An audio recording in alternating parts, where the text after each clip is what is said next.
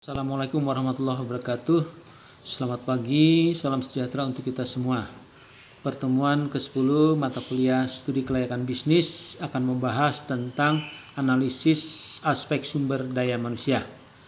Nah, yang pertama ingin saya jelaskan mengenai konsep analisis sumber daya manusia.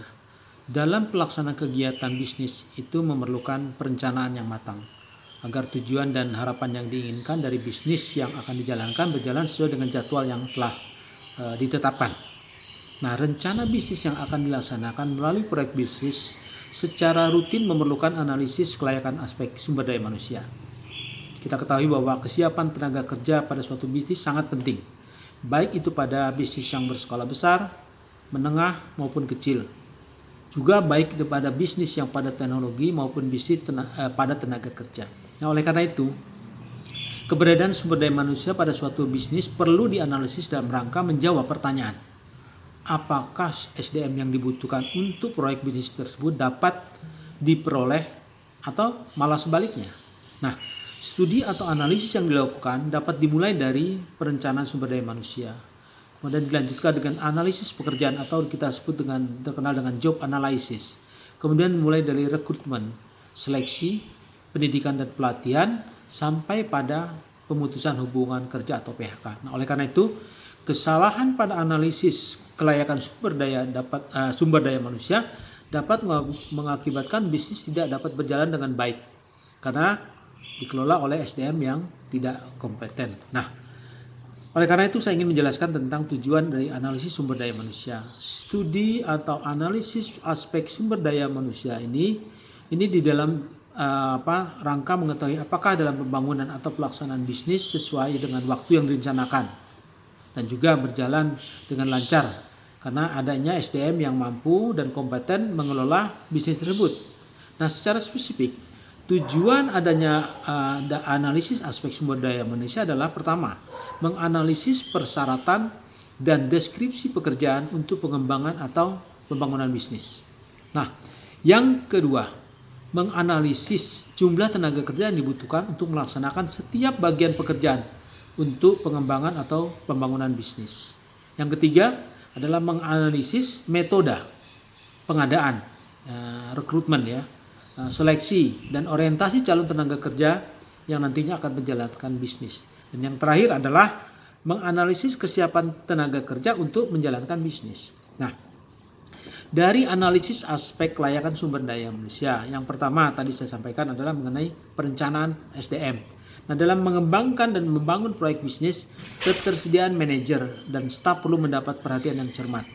Karena keberhasilan suatu perencanaan dan pelaksanaan bisnis sangat bergantung kepada sumber daya manusia yang kuat dan solid sebagai teamwork. Tim yang nanti dibentuk agar efektif maka harus mengedepankan tim sebagai kelompok kerja daripada individu-individu yang ada dalam tim, meskipun individu tersebut sangat kompeten dan memiliki keahlian atau teknik yang mumpuni. Nah, dalam perencanaan SDM, memilih manajer merupakan hal yang sangat penting agar perencanaan dan pelaksanaan bisnis dapat berjalan lancar. Nah, manajer ini ialah nanti yang akan bertugas menjelaskan kepada organisasi dan kepada pihak luar tentang bisnis yang akan dibangun. Nah, menurut pendapat Umar Hussein ada beberapa hal yang perlu menjadi dasar dalam pertimbangan memilih manajer. Pertama, pemilihan waktu. Manajer harus dipilih lebih awal agar dapat langsung terlibat dalam perencanaan proyek.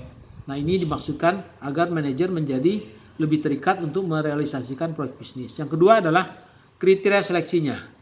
Tujuan utama adalah untuk memilih manajer dalam rangka untuk menugaskan seorang yang menjadi pimpinan yang berpengalaman dan mampu untuk menghasilkan atau menjalankan proyek sampai dengan berakhirnya proyek ini dengan sukses.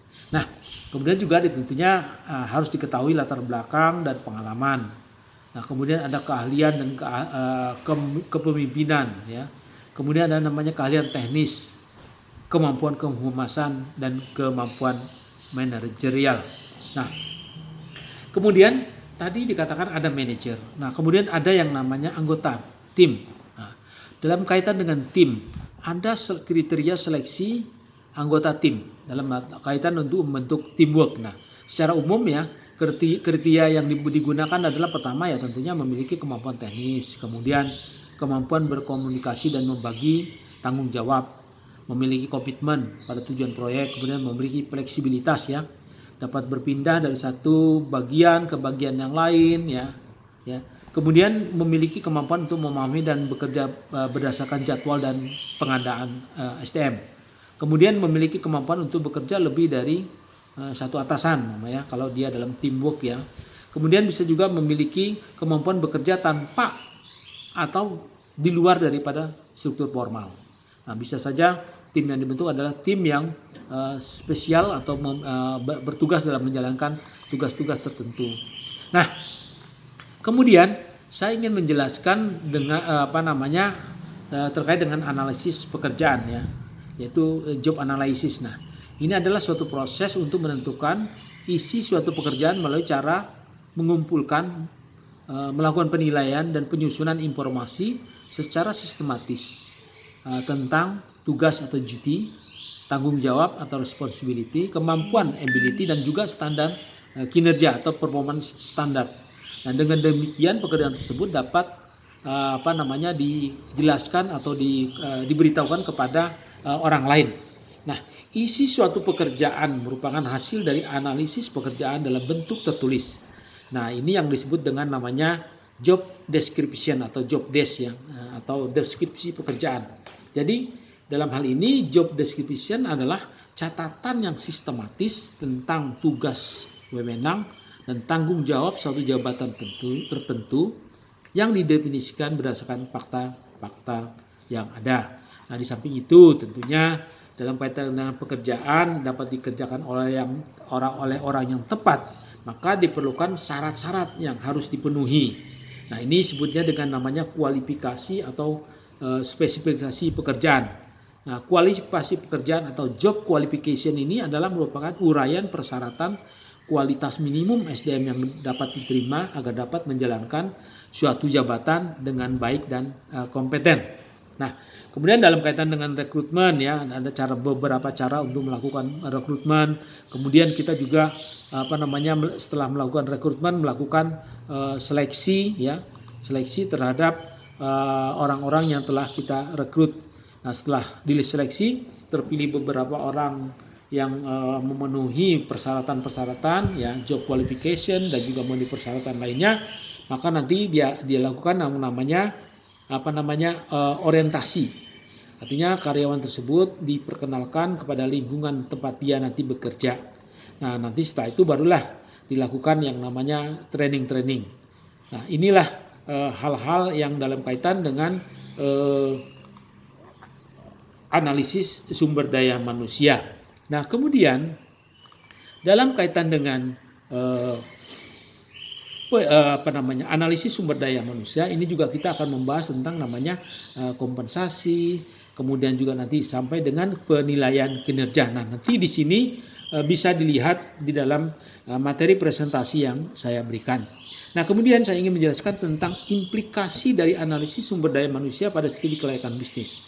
Nah, hasil studi atau kesimpulan dari analisis aspek sumber daya manusia ini akan memberikan gambaran tentang kelayakan dari rencana bisnis. Misalnya, kelayakan jumlah SDM yang dibutuhkan, kemudian deskripsi pekerjaan yang jelas, kemudian penentuan kebijakan, pelaksanaan rekrutmen, kemudian juga dalam kaitan dengan seleksi, kemudian orientasi, kemudian penentuan rencana pelatihan dan pengembangan, dan juga nanti sampai dengan bagaimana kita mengukur produktivitas dan penilaian kinerja, dan juga sampai dengan aspek-aspek lainnya seperti pemberian kompensasi. Nah, apabila berdasarkan analisis hasil-hasil tersebut, calon pelaku bisnis mampu membangun bisnis sesuai dengan kelayakan aspek sumber daya manusia, yaitu ketersediaan SDM yang mampu mengelola bisnis yang akan datang, maka ini kita katakan bahwa bisnis tersebut adalah yang layak untuk diteruskan atau dilanjutkan.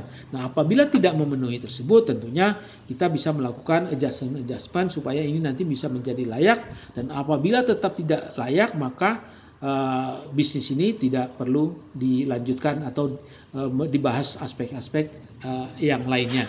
Demikian yang dapat saya sampaikan. Wabillahi taufiq wa hidayah. Wassalamualaikum warahmatullahi wabarakatuh.